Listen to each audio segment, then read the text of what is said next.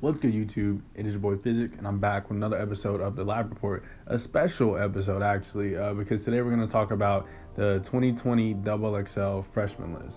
So before we get started, for those that aren't familiar, XXL freshman list is essentially a list that the XXL publication puts together every year, where they document the top up-and-coming rappers that they think are going to dominate within the next year, or who are really going to blow up, or if they haven't blown up already. It's important to remember about this list, the timing of it. So the rappers that are super popular now might not have been when the time came for them to pick the list, which they usually pick, I think, around the winter months, and then they shoot everything and drop during the summer. So today we're going to take a look at the picks that I'm super happy about, the picks that I think could have been left off, and then finally we're going to talk about who I think got snubbed and left off, which is usually the biggest conversation around these lists. So we're going to start off with the picks that I think were super solid, the people that I was very, very happy to see on this list this year. So these are in no particular order. I'm just going to sort of, write them off as I see them, and, talk to you about why I think they deserve to be on the list. Same thing with the rest of the list, no particular order, but just wanted to sort of get my thoughts off and tell you why, or my thoughts in general about this list. So the first person we're going to talk about that I think definitely deserved to be on this list this year is Rod Wave. So if you watch previous Live Report episodes, you've heard me talk about Rod Wave numerous times, all in positive light. And I just think he genuinely has one of the best catalogs, maybe out of this entire list. I think he has one of the most consistent catalogs of music within his XXL freshman list. His sound is also so much different than everybody else on the list. I think he has a sound that sets himself apart from his peers greatly. If you hear a Rod Wave produced track, or a track that you know is his, then you definitely know it is Rod Wave just by the instrumental on it. I think if you're into soul music or like soulful music, this is definitely the artist for you. I think he has one of the best soulful sounds, and I don't even know what you would call it. That's the thing. I don't even know what to categorize him as a rapper, as a singer, but it's definitely like gospel infused trap music is what I would like to call it. And I think it's very, very soulful. His singing voice is great. I think he has a great voice. And all around just makes super great music. His name absolutely exploded within a year. At one point I was like, who's this Rod Wave guy that everybody's talking about? And as soon as I listened to his music, I sort of knew that this guy was going to be special and that he was going to continue to grow his name. And that's just what he's done over the past year. So if you haven't peeped his music before, peep Hard on Nice, peep Freestyle, peep Pray for Love. All those are super, super good songs to start off with. And hopefully it'll make you want to listen to even more of his music. So the next person we're going to talk about that I was super happy that was included on this list is actually Jack Harlow. Funny enough, I think Jack Harlow sort of knew this was going to be his year.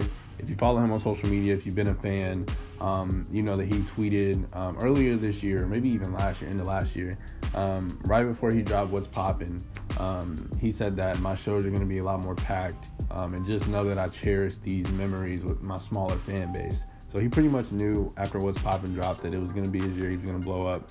And he did just that, which is crazy to say. So the dude can rap his butt off. I don't want to sit here and act like he's just the best lyricist I've ever heard of. He's even in the top tier lyricist conversation, but he can definitely hang in there if you put him in a bar for bar battle with other rappers. I think he proved that on the What's Poppin' remix. But I don't think he has to be the super lyrical rapper. I think his biggest appeal for me is how smooth he can ride a beat, and his production choices. Prime example, which is my favorite song by Jack Harlow, is this song Sylvia. I think the beat, I think his flow on it, and just the way he talks about the subject at hand is just so good, and it sounds like genuinely good music. So if you haven't heard of Jack Harlow, check out Sylvia. Check out Sundown, which is a more lyrical display from him. And also check out his feature on Smoke Purp's album. I think the song is called Tide Pin. I think he has a very, very good appearance on that as well. And all those sort of sound different and show how versatile Jack Harlow is. So the last person we're going to talk about, and if you know me, you knew this was coming because I absolutely love this artist, and I knew he should have been the feature artist on this cover, the leader of this new school generation. Has been praised by many older rappers and younger rappers alike, and that's going to be Polo G. So Polo G has proved over the past 2 years that he can absolutely do it all. Whether it be, deep, meaningful, somber drill music, or hard drill music like he did in Pop Out and Go Stupid, or like love anthems like Martin and Gina. He can genuinely do it all already. He's only getting better. with age, which is a scary part. He just hasn't missed at all. He has not missed with a single. He hasn't missed with a album yet. And granted, he only has 2, but those 2 albums have been some of my favorite projects. Period. Like, I put them in the top 5 of the last 2 years. His first one, Die a Legend, and his new one, The GOAT, are definitely in my album of the year conversations for both of the respective years that they dropped. I think Polo's honesty, his subject matter, are what set him apart so much from the rest of his peers. This man's music touches on street sorrows, to mental health, to black empowerment, to like woes in the music industry. The list goes on and on. And I think one of the biggest things that displays his longevity is that he has already shown us that he has the ability to make hits, also can turn around and make meaningful music that'll touch people genuinely at the heart. So for some reason, you're watching this and you watch other Live Report episodes and you still haven't listened to Polo G. Shame on you. But go listen to his song King's Nightmare. Go listen to Pop Out, and go listen to Wishing for a Hero off his latest album. I think all those are pretty great representation of what you can expect from Polo G, and I think it'll make you a fan of his music. So now we're going to talk about the picks that I think were on this list today. Definitely could have kept the people that I was, not so enthused to see on this list, and this is no snub to them. Obviously, they all work hard to get where they are, but just me personally, I think there are other rappers that I think deserve to be on the list a little more, whether it be through more music, better music, name recognition, the list goes on and on. So I want to start with the artists on here that I definitely respect the most in terms of their hustle and their grind, but I just don't think that this was their year to be on this list. We're going to go with Chica. And like I said, I hate to do this because I feel like Chica is legitimately one of the best rappers on this list. If you've indulged in her music, then you know Chica can rap her butt off, and I think she out-raps a lot of her male counterparts, especially on this list. But that's once again, this is no slight to her, but this is genuinely, and this is, around the internet as a whole. This is the name that, when it was put on this list, when the list was released, I saw a lot of people saying, who is this person? And I can honestly say I was one of those people. But after indulging in her music afterwards, I can say that she's genuinely a good rapper. She makes great music. But I just personally think that there are other rappers that deserved it a little more in terms of their name recognition. And who knows, maybe in a year Chica will blow up, but I think there are other rappers that have already established themselves as a contender to be on this list that could have definitely gotten it in place of her. And like I said, though I was, kind of disappointed that she was on the list, I definitely think she's worked hard to build her name, but I just think even in the midst of her peers, she's more of an afterthought. At least before the ciphers and the freestyles come out, obviously. But as a first look at the cover, she seems like an afterthought. And I think that's no slight to her, but I just think it wasn't her year to be on this list with the people that they put on here. But I was very impressed with her music. I definitely think you should go listen to High Rises and go listen to Industry Games to really get a taste of what she's about. Like I said, I think she's a brilliant rapper. I think she makes great music, and I'm looking forward to see what she does in the next year. The next rapper we're going to talk about is I literally have the next rapper we're going to talk about is 24K Golden. One good song, ladies and gentlemen. This man has one good song. One hit is all it took for this man to get on this list. Somehow, out of all the people they could have chosen, somehow this man made the list. And at this point, it just seems to me like if you watch all the pitches for the people that were trying to get on the list this year, there's no way you can tell me out of all the people that pitched that this was the person that you thought deserved to be on this list. I'm willing to bet that majority of the people watching this video cannot even tell me. You can't even tell me the song that 24K Golden is known for. Go ahead, I'll wait. One eternity later. Oh, we're back. What's the song? You don't know? Oh, okay. Yeah, that's what I thought. I think his energy is definitely there based on the one hit that he has. And I definitely think he has the sound to be a star. I just don't think this is not his year. You can, there's no way we cannot set the precedent being, one hit single to be on the XXL freshman list. That's not what this list should be. You should definitely have to work harder than that. And I think a lot of rappers have worked harder than that, and should be on the list over him. But I do think the one song that he does have, I think is pretty solid. I enjoy it. It's a nice little, car banger that you can play with the boys or with your significant other, whatever the case may be. But go stream it. It's called Valentino. I think there's a remix with Lil TJ as well. So go listen to that. Let me know what you think in the comments below. But just me personally, I don't think that song should have listed him to being on this list over some of the artists that we're going to talk about later. The last pick on this list, and I'm going to get hate for this. I don't care. I don't care. I cannot do it. And I don't know how some of you do it. We're going to talk about why I think, and you should have saw this coming if you watched this. Lil Keed. It could have been anybody. It could have been anybody but Lil Keed on this list. And I promise you, I would not have griped. And honestly, I know Lil Keed has this cult fan base behind him. I know people are talking about him. And I wouldn't mind him on this list as much if I didn't feel like he was a Gunna pick of the list this year. And what I mean by that is last year, Gunna contributed nothing to the freestyles, nothing to the ciphers. And I just think that Keed's going to be in the same position to where he might actually do the ciphers unlike Gunna. But what he's going to contribute is nothing but comedy. And like people are just going to laugh at it. And I think, so as I'm recording this video, the trailer for the freestyles has been released. And Lil Keed has literally been the laughing stock of that entire trailer already. And we haven't even seen his full freestyle. So I think this is definitely a waste of a pick. And I think they need to start taking this into consideration when they're picking these rappers, is you need to pick somebody that can contribute something to a cypher, can contribute something to a freestyle. And Lil Keed is not one of those artists. At this point, I'm eager to see what he comes up with. Like for comical reasons, I'm looking forward to seeing his freestyle. I'm looking forward to seeing his cypher, and I don't think that is a good thing when analyzing this list. I hope he proves me wrong, honestly, but if you know me, this is a pick that I'm definitely questioning. I definitely think there's people that could have been picked over him, but I definitely respect the fact that he's built a fan base behind himself. And I think he's going to continue to grow because people obviously like his music. Now, the moment we've all been waiting for, we're going to talk about the snubs, the people that I think definitely should have been on this list but were left out. You always do this. I'm recording. Come on. So the first person we're going to talk about that I think I absolutely snubbed and should have been on this list, the first person is Flo Milli. So on the recent episodes of the Lab Report, I've talked about Flo Milli and how much I enjoy her music. But this is one of the picks where we have to take into consideration the timing of when they pick these rappers and the shooting and stuff that goes into it. So Flo Milli is absolutely popping right now. Her name's all over hip hop. But during the time of them picking the candidates for the list, I don't think her name was as prominent as it is right now. But regardless of that, within months, she's managed to rival or even surpass the two other women that they picked to be on the cover of this issue. I think her charisma and her confidence are going to carry her through a very prosperous career. And I think she genuinely can rap really well. I think she makes great music. And I can definitely see her having longevity within the rap spectrum. So, I'll give them a slide with this one simply because of the timing of when she blew up.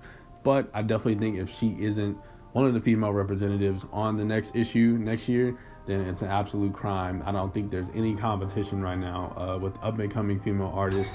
I think she's definitely the one that needs to be on the forefront for this next issue.